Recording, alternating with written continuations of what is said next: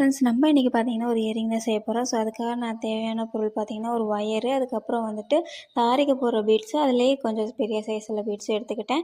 And ஒயரை வந்துட்டு ஒரு சைடு கர்வ் பண்ணிக்கணும். அப்போ தான் நம்ம போடுற பீட்ஸ் வந்துட்டு இன்னொரு பக்கத்துலேருந்து வெளியே வராமல் இருக்கும். ஸோ சின்ன பீடு, அதுக்கப்புறம் பெரிய பீடு, இந்த மாதிரி நான் வந்துட்டு 3 செட்டு இதில் இன்சர்ட் பண்ணிவிட்டு, அப்புறம் எண்டு கர்வையும் நம்ம அந்த ஒயரை கட் பண்ணிவிட்டு அதை கர்வ் பண்ணிடணும். அதே மாதிரி இன்னொரு பேட்சில் பார்த்தீங்கன்னா லாஸ்ட் பேட்சில் நம்ம 3 செட்டு பண்ணியிருந்தோம். இதில் வந்துட்டு ஜஸ்ட் 2 செட்டு தான் பண்ணணும்.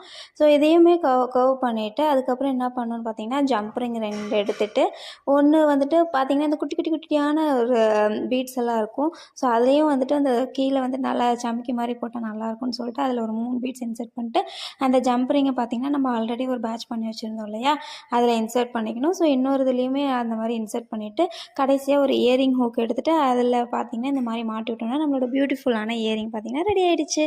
ஸோ இதே மாதிரி நான் இன்னொரு பேட்ச் எடுத்துகிட்டு வீடியோ பிடிச்சிருந்தா